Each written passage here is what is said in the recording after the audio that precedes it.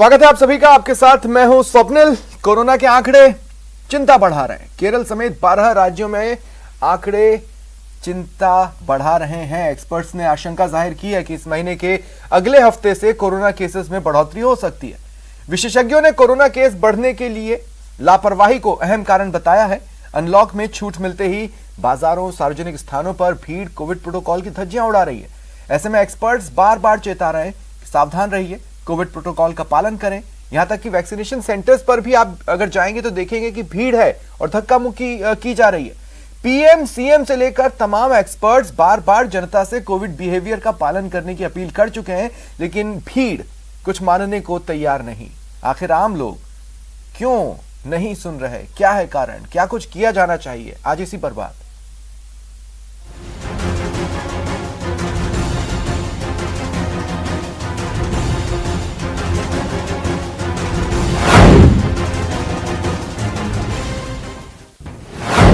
भारी पड़ेगी कोरोना में लापरवाही, आंकड़ों का इशारा।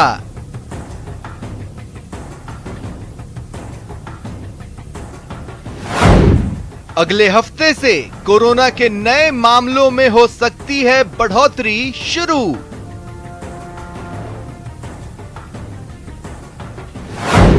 सिर्फ केरल ही नहीं, देश के 12 राज्यों में बढ़ रही है कोरोना संक्रमण दर। एक्सपर्ट्स ने वैक्सीनेशन में तेजी लाने, हॉटस्पॉट का तुरंत पता लगाने पर दिया जोर।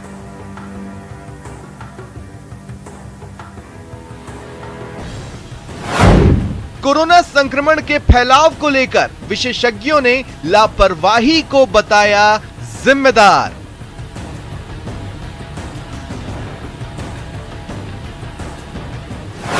कोविड प्रोटोकॉल और वैक्सीन ही उपाय, फिर भी नहीं थम रही लापरवाही।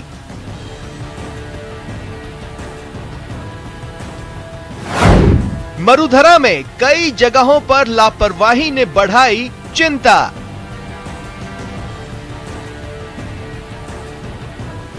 सीकर में वैक्सीन लगवाने के लिए देखी गई धक्का मुक्की।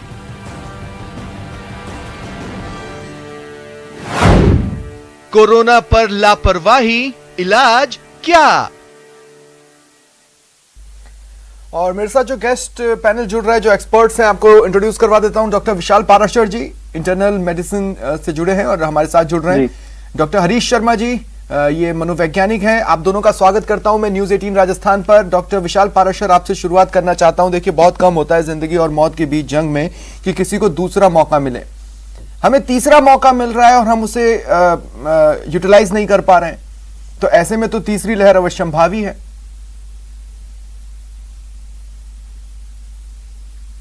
डेफिनेटली स्वप्निल, जिस तरह से मैं देख पा रहा हूँ कि पहले फर्स्ट लेयर से हमने काफी सामना किया, उसके बाद फिर लोगों ने लापरवाही दिखाई, काफी लापरवाही हुई और दूसरी वेव का फिर से हमें सामना करना पड़ा। अब वही सिचुएशन दोबारा मैं देख रहा हूँ कि जनरेट हो रही है। लोग काफी लापरवाह हो रहे हैं। वैक्सीनेशन सेंटर्स पे भीड़ जो है वो, वहां पे मैं कोई सोशल डिस्टेंसिंग नहीं देख रहा हूँ, किसी तरह के नियमों का पालन नहीं किया जा रहा है। तो लोग अपने आप से इस तीसरी वेव को बुलावा दे रहे हैं। और रही बात जहां तक वैक्सीनेशन की है, तो डेफिनेटली वैक्सीनेशन तो हो रहा है, लेकिन हमें थोड़ी स्पीड वैक्सीनेशन की बढ़ानी होगी, जिससे कि आने वाले समय में हम इस तीसरी लहर को या तो रोक पाए या अगर आती है तो इसका सामना कर पाए, क्योंकि वैक्सीनेशन। लेकिन डॉक्टर विशाल, तीसरी लहर होगी क्या? अभी जो हम देख रहे हैं, हमने देखा था जो सेकंड वेव थी और उसके जो नंबर ऑफ केसेस थे वो एक पॉइंट पर आकर रुके हैं, लेकिन वहां से नीचे जाने की जगह एक बार फिर ऊपर बढ़ रहे हैं। अब ये सेकंड का ही एक्सटेंशन है या थर्ड लहर कुछ और वेरिएंट्स जो मिले हैं और चिंता बढ़ा रहे हैं, उसकी होगी? Swapnil, it is very difficult to tell कि ये सेकंड वेव है या थर्ड, क्योंकि अभी तक बहुत सारे एरियाज में सेकंड वेव से ही हम रिकवर नहीं कर पाए हैं। और साथ ही साथ हमारे ऊपर एक बड़ी भारी प्रॉब्लम जो सामने हम फेस कर रहे हैं वो है डेल्टा वेरिएंट। अभी तक अल्फा था, फिर डेल्टा था, अब डेल्टा प्लस है। तो अभी तक ओल्ड केसेस और न्यू केसेस, तो it is very difficult to differentiate कि ये थर्ड वेव है। लेकिन हाँ, जैसा कि अभी डेल्टा प्लस के 70 से ज्यादा केसेस इंडिया में पाए गए हैं, तो इससे इंडिकेट होता है कि डेफिनेटली थर्ड वेव आने की संभावना ज्यादा है। और जिस हिसाब से अभी लास्ट वीक केसेस बढ़े 45,000, 30,000, 45,000, ये रेशियो अभी भी बरकरार है। इवन लास्ट डे के जो रिजल्ट्स हैं वो भी 30,000 प्लस हैं। तो उसे देख के लग रहा है कि ये बहुत ही स्प्रेडिंग नेचर का है और काफी डेंजरस हो सकता है डेफिनेटली। अच्छा, correct me if I am wrong doctor Vishal, अभी तक जो हम लोग ट्रीटमेंट कर रहे हैं पेशेंट्स का, वो बेसिकली ऐसा है कि चेज और हिट, जो भी सिम्टम है उसको चेज करो और उसे हिट करने की कोशिश करो, और जो एसिम्प्टोमेटिक केसेस हैं उसमें हम अपनी नॉलेज के बेसिस पर उन्हें ट्रीट करने की कोशिश कर रहे हैं। जीनोम सीक्वेंसिंग चल रही है और सारी चीजें, जीनोम कोडिंग चल रही है, सारी चीजें, लेकिन हम एक अप्रोप्रिएट सॉल्यूशन तक नहीं पहुंच पाए हैं। ये कितना चिंताजनक है थर्ड वेव के मद्देनजर? देखो स्वप्निल, जो भी वायरल डिजीज या इन्फेक्शंस होते हैं उनके लिए पर्टिकुलर कोई मेडिसिन जब तक तैयार नहीं होती तब तक जो भी पेशेंट हमारे पास आता है हम उसे सिम्टोमेटिकली ही ट्रीट करते हैं। रीजन इज कि वी डोंट नो कि ये जो सब यूनिट हमारे सामने आ रही है, पहले अल्फा फिर डेल्टा, डेल्टा प्लस, ये किस चीज से प्रभावित होगी या ये किस चीज से हम इसे स्प्रेड से रोक सकते हैं। But definitely prevention is better than cure. It's a perfect myth and it's a reality. अगर हम लोगों को वैक्सीनेशन के लिए प्रोत्साहन करें, वैक्सीनेशन ज्यादा से ज्यादा हो, तो एक हर्ड इम्यूनिटी डेवलप होती है, जिस हर्ड इम्यूनिटी की वजह से definitely it is not that much improved कि हाँ 100% हम सेफ हैं। बट हाँ, आपको सिम्टम्स आ सकते हैं कोविड होने के, लेकिन they are very mild symptom. For example, मुझे 2 बार कोविड हुआ, I am perfectly vaccinated, but जो भी सिम्टम्स सेकेंड टाइम मुझे आए they were very mild. Even I am seeing patients जिनके बहुत माइल्ड सिम्टम्स हैं, और दूसरी बात, वो पेशेंट स्प्रेडिंग नेचर के बहुत कम होते हैं। So definitely vaccination is the only solution we have present. Okay, मैं आगे आपके पास आता हूं डॉक्टर विशाल। डॉक्टर हरीश, मैं आपके पास आ रहा हूं। देखिए, मैंने बार बार इस बात पर बल दिया है कि देखिए चेंजेस तो आए हैं, चेंजेस बिहेवियर्स में आए हैं। जैसे मुझे नहीं पता आम लोगों की, लेकिन मैं अपने बिहेवियर में कहूं तो पहले कोई छींकता था तो मैं कहता था गॉड ब्लेस यू, अब मैं कहता हूं गॉड ब्लेस मी। तो कुछ चेंजेस तो आए हैं लोगों के बिहेवियर में, लेकिन वो इतने नहीं है कि हम एश्योर्ड हो जाएं कि बीइंग एन इंडियन हम तीसरी लहर को रोक लेंगे। आखिर क्या मेंटालिटी इसके पीछे काम कर रही है, जो हर्ड, जो भीड़ आप बाहर देख रहे हैं? इसमें स्वप्निल, क्या मैं देखता हूँ कि एक जो से आप देखते हैं कि मॉब है, क्राउड है, तो जो भीड़ का मनोविज्ञान है वो कभी कभी ऐसा भी सोचता है कि मेरी एक इंडिविजुअल रिस्पॉन्सिबिलिटी अलग होती है, मेरी इंडिविजुअल पर्सनैलिटी और सेंस ऑफ रिस्पॉन्सिबिलिटी अलग है। पर जैसे ही मैं भीड़ में आ जाता हूँ मेरा वो सारा बिहेवियर चेंज हो जाता है। फिर ज्यादातर ये लगता है कि कहीं मेरी फ्रीडम को लेकर आप एनक्रोचमेंट कर रहे हैं, मुझे जबरदस्ती कोई चीज पहनाई जा रही है। जैसे आप देखते हैं कि जो सीट बेल्ट होती है, लोग उसको भी लगाने में कितना मुश्किल से उसको लगाते हैं, फाइन्स होते हैं, सब कुछ होते हैं। और ये जो कोरोना है ये तो अभी एक ऐसी चीज है जो लास्ट ईयर से स्टार्ट हुआ है, लोगों को कहते हैं मास्क लगाइए। कई चीज ऐसी है कि मुझे तो नहीं होगा, मेरा तो इम्यून सिस्टम इतना स्ट्रांग है, मैं क्यों लगाऊं। कुछ लोग सोचते हैं कि मैं तो अब दोनों बार वैक्सीनेट हो गया हूं तो मुझे जरूरत ही नहीं है, अब तो मैं अमर हो गया। डॉक्टर हरीश, अक्खड़ होने का आजादी से क्या लेना देना है? आप अमेरिकन कॉन्टेक्स्ट में देखेंगे तो वहां पर लोग इनिशियली विरोध कर गए थे, हम मास्क क्यों पहने, ये हमारी आजादी के खिलाफ है। वैसा बिहेवियर इंडिया उसमें नहीं सेट हुआ है, इसलिए मैं आपसे पूछ रहा हूँ कि अक्खड़पन का आजादी की फील से क्या लेना देना है? इसमें क्या चीज और भी है स्वप्निल, कि लोग अपने हमेशा लीडर को देखते हैं कि लीडर क्या कर रहा है। अभी आपने देखा होगा कि अलग अलग तरीके से अलग अलग बटा हुआ था देश। कभी बहुत ज्यादा पॉलिटिकल रैलीज होती थी तो वहां पे किसी को भी ये प्रतिबंधित नहीं किया जाता था कि आपको मास्क लगाने हैं। कहीं पर इन चीजों के लिए बहुत ज्यादा स्ट्रिक्टनेस होती थी। तो मास ऐसे में कंफ्यूज होता है, भीड़ कंफ्यूज होती है। एक क्लियर कट सिंगल मैसेज जब जाएगा भीड़ को, यूनिफॉर्म मैसेज जाएगा, तब इस चीज का ज्यादा फायदा होगा, ऐसा मेरा मानना है। और अब ऐसा भी नहीं है कि लोग लगा नहीं रहे, फिर भी ये मान के चलते हैं 70-75% के करीब लोग मास्क लगाते हैं, 25% अभी भी है जिनको डिपेंड करता है। डॉक्टर हरीश, देखिए प्रदेश के कोने कोने से, देश के कोने कोने से तस्वीरें आती हैं, इलाके में ये परसेंटेज बदलते जा रहा है। अभी मैं अर्बन और रूरल सेक्टर पर तो बात ही नहीं कर रहा हूँ, लेकिन एक और जिस बिहेवियरल चेंज की तरफ मैं पॉइंट आउट करने की कोशिश कर रहा था, साल 2020 इनिशियल मार्च एंड से लेकर लगभग जुलाई तक का जो महीना था, जब इतने केसेस नहीं थे, हालांकि बढ़ रहे थे पर इतने केसेस नहीं थे, आसपास कोई छींक दे तो रूह कांप जाती थी देश के एक एक व्यक्ति की। उनको लगा था कि अगला अटैक कोरोना का हम पर ही होने वाला है, लेकिन वो फीलिंग खत्म हो गई है। आप समझ रहे हैं उस चीज से गुजरने के बाद। जी, मैं आपकी बात समझने की कोशिश कर रहा हूँ, परंतु डीप डाउन जब आप ह्यूमन साइकोलॉजी को अंडरस्टैंड करेंगे तो इंसान की जो फितरत होती है वो टुवर्ड्स हीलिंग होती है। यानी कि बीमारी एक ऐसी चीज है कि मैं ठीक नहीं हूँ, परंतु मेरा शरीर ठीक होने की तरफ जाता है। और जब भी मैं ये मानूंगा कि मैं ठीक हो रहा हूँ तो मुझे लगता है कि मास्क लगाने की मुझे क्या जरूरत है। ये जो थॉट होता है ये बार बार मुझे उस प्रिकॉशंस को लेने के लिए मना करता है, क्योंकि जब मेरे अंदर ये फील आ जाएगा कि अब तो मेरे को वैक्सीनेशन भी लग गया, एक बार मुझे कोरोना भी हो गया, मैं पॉजिटिव भी हो गया, मुझे जरूरत नहीं है इसकी। और ये एजुकेशन से, थ्रू कंस्टेंट मीडिया के बार बार रिमाइंडर से ही ये एजुकेशन धीरे धीरे आएगी। जैसे तीसरी लहर आ रही है, आते आते आएगी तो लोग फिर से मास्क लगाना शुरू कर देंगे। जैसे ही किसी चीज में फिर से उनको छूट मिलेगी वो फिर से वहीं आ जाएंगे, क्योंकि ह्यूमन नेचर है, वो ठीक होना चाहता है और वो ऐसा मानता है कि जब मैं ठीक हो जाऊंगा तो I don't require this things. ठीक है, अब अगर मैं बात करूं डॉक्टर विशाल, आपके पास आ रहा हूं। एक्सपर्ट्स लगातार कह रहे हैं कि हॉटस्पॉट्स का तुरंत पता लगाएं। देखिए पिछले साल स्थिति ये थी पहली लहर के वक्त, दूसरी लहर के लिए तो देश तैयार ही नहीं था। पहली लहर के वक्त स्थिति ये थी कि कंटेनमेंट जोन्स ट्रेस किए जा रहे थे, ये पता लगाने की कोशिश हो रही थी कि कौन कहां से संक्रमण का शिकार बना। अभी इसे लेकर अब उतनी कंप्लीटनेस नहीं है रिपोर्ट्स में कि कौन कहां से संक्रमित हुआ। ऑलमोस्ट मैं बता सकता हूं कि अप्रैल तक तो ये स्थिति थी कि लोग बता पा रहे थे कि भाई हम वेकेशन पे गए थे या सब्जी खरीदने गए थे और वहां पर हम किसी के संपर्क में आए हैं।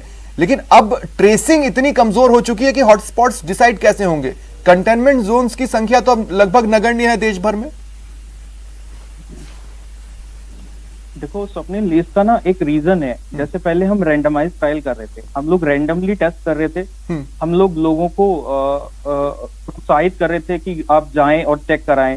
अभी क्या है, अभी एक नया पैटर्न देखने को मिला है कि जब तक सिम्टम नहीं आ रहे हैं या जब तक फुली सिम्टम बाहर नहीं आ रहे हैं तब तक पेशेंट आता नहीं है, और पेशेंट आता है तो 5 या 6 दिन के बाद आता है और वो पूरी प्रीवियस हिस्ट्री देता नहीं है।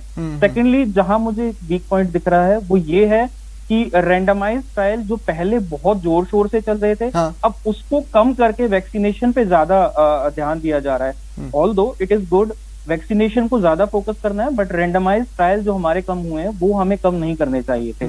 उससे हमें पता लग रहा था कि किस एरिया में कितने फैमिलीज में, फॉर एग्जाम्पल के तौर पे पहले जब मुंबई के केसेस आए थे तो वहां पे रैंडमाइज ट्रायल में पता किया गया कि जो बस्ती वाले एरिया हैं उनमें अचानक से ऑल ऑफ अ सडन ज्यादा केसेस बढ़ने लगे हैं, और वो रैंडमाइज ट्रायल के थ्रू ही आए थे। तब हमें पता भी लग रहा था कि इसमें इस एरिया में इतनी फैमिलीज इन्फेक्टेड हैं, या इस एरिया में इतनी आइसोलेशन में रखनी है, या ये कंटेनमेंट जोन होना चाहिए, या इसमें इतनी छूट देनी है, इतनी नहीं देनी है। वो अब हम नहीं कर रहे हैं। वो कहीं ना कहीं एक लूप होल है जिसे भरने की दोबारा जरूरत है। बिल्कुल, क्योंकि मुझे बहुत अच्छे से याद है कि अगर एक अपार्टमेंट के किसी एक घर में किसी एक व्यक्ति को कोरोना हो जा रहा था तो पूरे अपार्टमेंट को और उस गली को कंटेनमेंट जोन में बदल दिया जा रहा था। लेकिन अब उसे घर को ही लॉक कर इतिश्री कर ली जा रही है। ये तो हम भी नोट कर रहे हैं, तो सिस्टम को भी थोड़ा एक बार फिर सारी जो जंग लगी है उसे झाड़ कर दोबारा से मैदान में उतरना पड़ेगा। लेकिन डॉक्टर विशाल, ये जो हमारा फाइट अगेंस्ट कोविड है वो किसी भी स्तर पर रूरल फ्रेंडली क्यों नहीं नजर आ रहा? आज अगर तीसरी लहर की हम बात कर रहे हैं तो हमें सिस्टम को रूरल फ्रेंडली बनाना होगा। आप मेरा इशारा आसानी से समझ पा रहे होंगे। वैक्सीनेशन से लेकर तमाम चीजें रूरल फ्रेंडली नहीं है, तो वो अगर जंग में नहीं जुड़ेंगे तो हम जीतेंगे कैसे?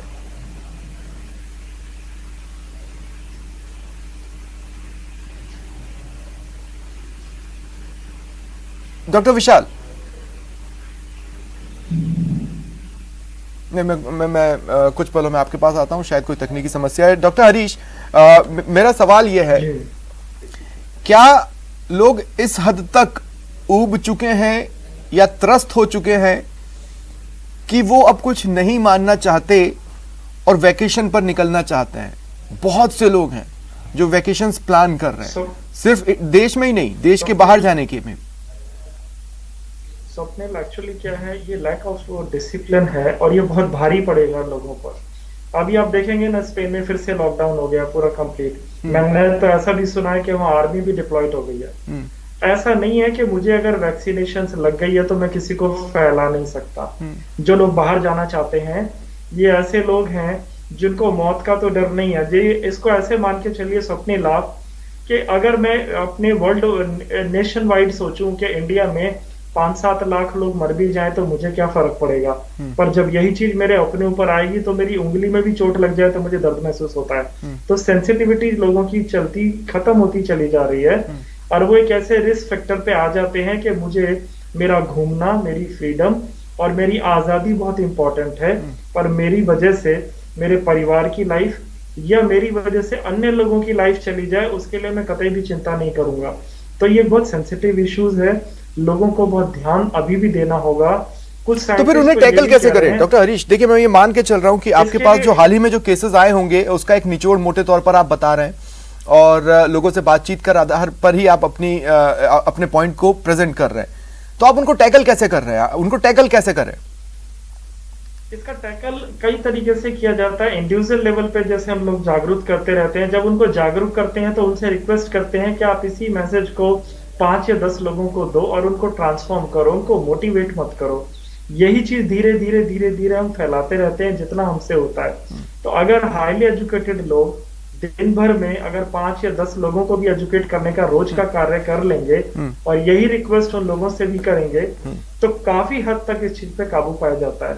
इसीलिए आप देखेंगे बहुत सारी ऐसी जगह हैं जहां पर कोरोना पर थोड़ा थोड़ा काबू पा लिया गया है, जो आप हॉटस्पॉट की बात कर रहे हैं। जहां पर ये इस तरह की एजुकेशन की कमी है वहां पर अभी भी कोरोना का सेम रेट चल रहा है। Doctor Harish, I can counter you with facts. मैं काउंटर कर रहा हूं और डॉक्टर विशाल को अब मेरी आवाज मिल रही है। डॉक्टर विशाल, आप मुझे सुन पा रहे हैं? जी जी डॉक्टर विशाल, बात हो रही है हाईली एजुकेटेड लोगों को एडुकेट करें। मैं ये कह रहा हूं कि एजुकेशन को हम लिटरेसी रेट से देखते हैं। लिटरेसी रेट केरला का हाई है और उसको एक के बाद एक डिबैकल करते हम देख रहे हैं। जी नहीं स्वप्निल, फिर भी मैं कहना चाहूंगा डेफिनेटली लिटरेसी रेट का। हाँ डॉक्टर विशाल आप बोले, फिर आता हूं मैं डॉक्टर हरीश आपके पास। Doctor Vishal, definitely see I am seeing every kind of patient, है ना। तो उसमें लिटरेट भी आते हैं, कुछ कम पढ़े लोग भी आते हैं, विलेज से भी आते हैं। बट मैंने एक चीज देखी है, that is the ultimate solution for this problem. अगर वो डरा है तो वो मास्क भी पहनेगा, हाथों को वॉश भी करेगा, सोशल डिस्टेंसिंग भी रखेगा। चालान काट रहे तो नहीं डर रहे, सजा दे दो तो नहीं डर रहे, कोरोना से डर नहीं रहे तो अब डराए किससे? एग्जैक्टली ज्यादा पढ़े लिखे लोगों को एक मिथ है कि हमें कोविड हो चुका है, वैक्सीनेशन हो चुकी है, अब हम फ्री हैं, वी आर ओके। बट ऐसा नहीं है।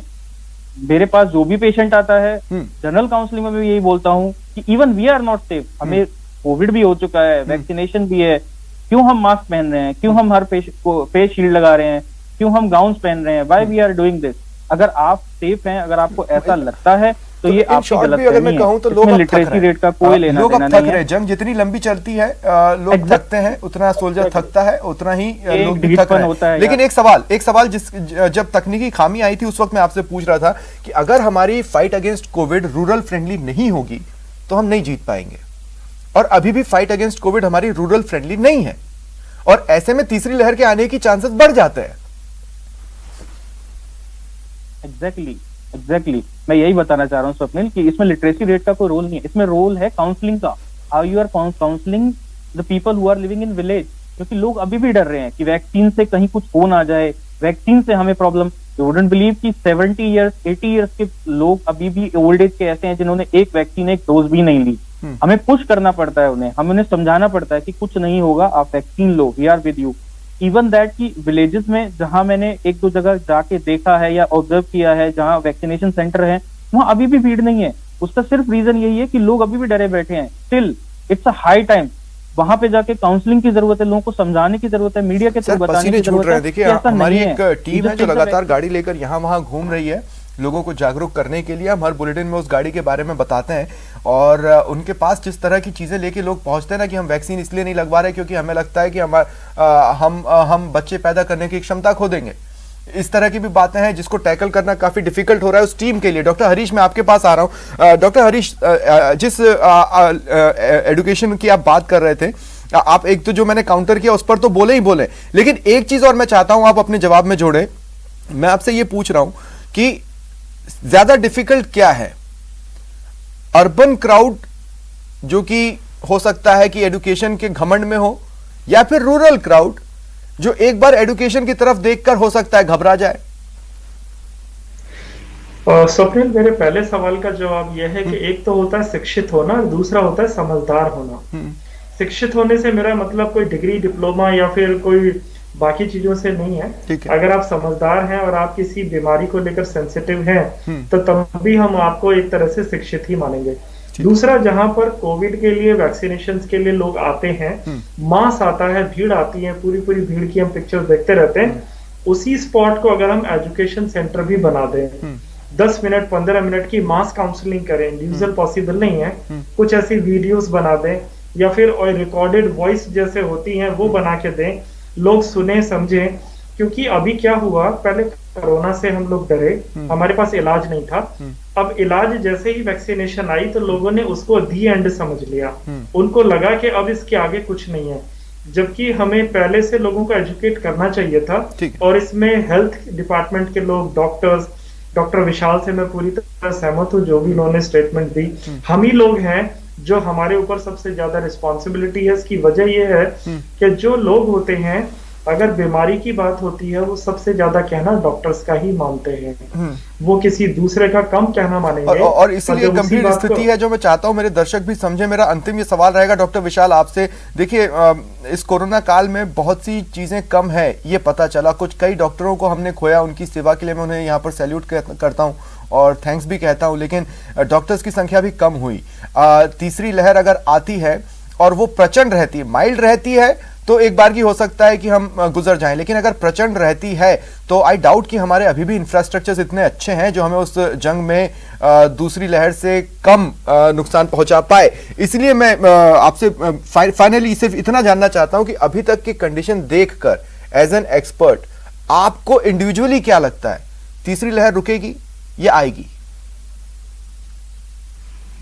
स्वप्निल, डेफिनेटली आपका सवाल सही है। और इसमें अब एक मिथ होता है कि एट प्रेजेंट सिचुएशन अगर मैं देखूं, जिस तरह से डीप डाउन थोड़ा से केसेस कंट्रोल में है, रिकवरी रेट्स अच्छे हैं, मोर्टेलिटी भी काफी कम है, अगर लास्ट डे की देखें तो ऑलमोस्ट 420 है as compare to other days, तो ऐसा देख के तो लगता है कि डेफिनेटली कम होगा। बट अगर सिर्फ हम विजुअल्स देखें और जैसे भीड़ और मास जो इकट्ठा हो रहा है और लोग अनअवेयर हैं, अगर आप मार्केट में जाते हैं तो फूड स्टॉल्स पे इतने लोग हैं, यहाँ फूड स्टॉल्स वालों को तो छोड़ो, लोग ही मास्क नहीं लगा रहे हैं, सोशल डिस्टेंसिंग नहीं है, वो सब देख के और प्रेजेंट सिनेरियो, क्योंकि देखो बरसात का मौसम है, मॉनसून है, नॉर्मल वायरल। देखिए, अब लोगों को डिसाइड करना है कि जीतना है तो जीत आपके हाथ में है, और नहीं जीतना है तो जो कर रहे हैं वो आप करते रहिए, कौन आपको रोक सकता है। बहुत बहुत शुक्रिया आप सभी का हमारे साथ जुड़ने के लिए और अपनी अपनी बात रखने के लिए। फिलहाल इतना ही, नमस्कार।